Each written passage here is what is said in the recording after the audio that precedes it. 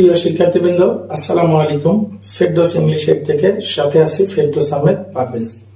তো আজ আমি তোমাদের ইংরেজির একটি গুরুত্বপূর্ণ বিষয় নিয়ে আলোচনা করতে যাচ্ছি। আশা করছি ক্লাসটি তোমাদের জন্য অনেক হেল্পফুল হবে। তো চলো দেখা যাক ক্লাসে বিষয়বস্তুতে কি থাকছে। তো আজকের ক্লাসের বিষয়বস্তু হু, হুএভার ভার্সেস হুম, হুমএভার। আমাদের এই ছোট্ট বিষয়টা নিয়ে অধিকাংশ শিক্ষার্থীদের মাঝে একটা ভীতি আছে যে আমি আসলে কোথায় হু দিব, কোথায় হু এভার দিব, কোথায় হুম দিব, কোথায় হুম এভার দিব।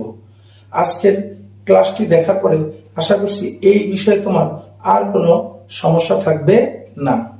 তো চলো এই বিষয়ে দুটা রুলস দেওয়া আছে, রুলস কি বলছে সেটা আমরা একটু জেনে নিই।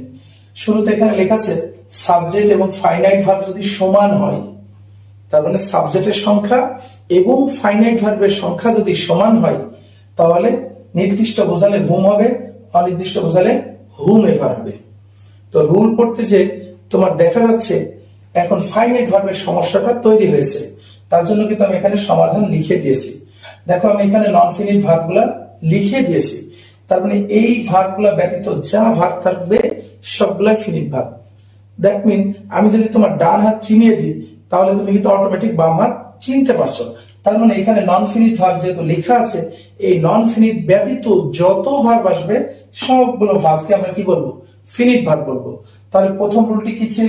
সাবজেক্ট এবং ফাইনাইট ভার্বের সংখ্যা যদি সমান হয় তাহলে নির্দিষ্ট বোঝালে হুম দেব, অনির্দিষ্ট বোঝালে হুম এভার দেব।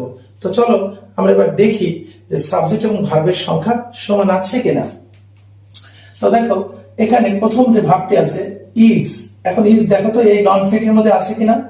ইজটা নন ফিনিটের ভিতরে নাই, তার মানে ইজ একটা কি ভার্ব বলো তো? Finite verb. এখন আছে টু মিট, এই দেখো টু প্লাস ভি অন, এটা কিন্তু নন ফাইনাইট ভার্ব। আমার কি নিতে হবে? ফাইনাইট ভার্ব, তার মানে এটাকে আমি নিতে পারবো না। এখন আসো ওয়ান্ট, দেখো ওয়ান্ট এটা হচ্ছে ভি ওয়ান, এটা কোন ফর্ম? V one. দেখো তো এখানে টু প্লাস ভি ওয়ান আছে কিন্তু শুধু ভি ওয়ান কি আছে? নাই, তার মানে এটাকেও আমরা ফিনিট ভার্ব বলতে পারছি। আর এই বাক্যে আর কোনো ভার্ব নাই, তাহলে আমরা ফিনিট ভার্বের সংখ্যা কয়টি পেলাম? আমরা ফাইনাইট ভার্বের সংখ্যা পেলাম দুইটা। ফাইনাইট ভার্বের সংখ্যা কয়টা পেলাম? দুইটা। এইবার আমাদের সাবজেক্ট দেখতে হবে, সাবজেক্ট কয়টা। দেখো এই ওয়ান্টের জন্য সাবজেক্ট কিন্তু এই যে ইউ দেওয়াই আছে, আর এই ভার্বটি সাবজেক্ট কি?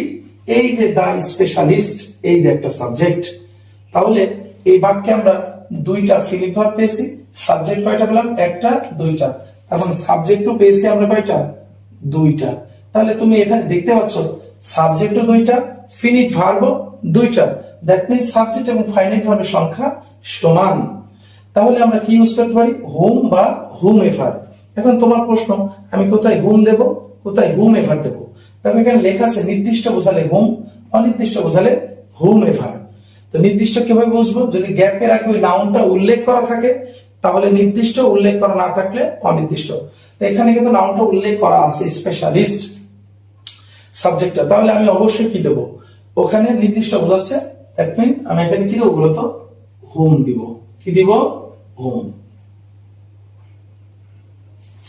আশা করছি হুম এর বিষয়টা তোমাদের ক্লিয়ার হয়েছে। চলো আরো একটা উদাহরণ আমরা দেখে নিই। তো উদাহরণের শুরুতে আমাদেরকে কি বলছে? আগে ফাইনাইট ভার্বটা খুঁজে নিতে হবে। দেখো এখানে ভার্ব একটা আছে shall be punished, shall be punished. এখানে কিন্তু টু বি প্লাস ভি3 আছে, এখানে কিন্তু শ্যাল বি প্লাস ভি3 আছে, তাহলে এই ভার্বটা কিন্তু নন ফাইনাইটের ভিতরে নাই। দ্যাট মিন এইটা একটা ফাইনাইট ভার্ব। ওকে, চলো আরো একটা ভার্ব আমরা খুঁজে পেয়েছি, সেটা হচ্ছে ভায়োলেটস, এটা হচ্ছে ভি1। এখন তুমি আমাকে বলো তো এই ভি1টা এখানে আছে টু প্লাস ভি1 কিন্তু এখানে আছে শুধু ভি1, তার মানে এটা নন ফিনিটের ভিতরে নাই। তো এখানে লেখা আছে নন ফিনিট ব্যতীত সকল ভার্ব ফাইনাইট, তার মানে এই ভার্বটি হচ্ছে আমার ফাইনাইট। তাহলে এই বাক্যে আমি ভার্ব কয়টা পেলাম? Finite verb. এই বাক্যে ফিনিট ভার্বও আমি পেলাম দুইটা। এবার আমরা সাবজেক্ট দেখব, এই বাক্যে আসলে সাবজেক্ট কয়টা। ঠিক আছে, চলো দেখা যাক এই বাক্যের সাবজেক্ট দেখছি আমরা। খেয়াল করো, এই একটা সাবজেক্ট, আর কিন্তু এই বাক্যের কোনো সাবজেক্ট নাই, এ বাক্যের কিন্তু আর কোনো সাবজেক্ট নাই। এখানে কিন্তু দা রুলসটা কিন্তু অবজেক্ট। তাহলে আমরা দেখছি এই বাক্যে সাবজেক্ট পেলাম কয়টা বলতো? একটা। সাবজেক্ট কয়টা? একটা। তাহলে আমার ফিনিট ভার্বের সংখ্যা দুইটা আর সাবজেক্টের সংখ্যা কয়টা? একটা। তাহলে সমান না অসমান? অসমান। তো দেখো এখানে লেখা আছে সাবজেক্ট ফাইনাইট ভার্ব যদি অসমান হয় তাহলে নির্দিষ্ট বোঝালে হু, অনির্দিষ্ট বোঝালে হুএভার। এখন নির্দিষ্ট অনির্দিষ্ট কিভাবে বুঝবো?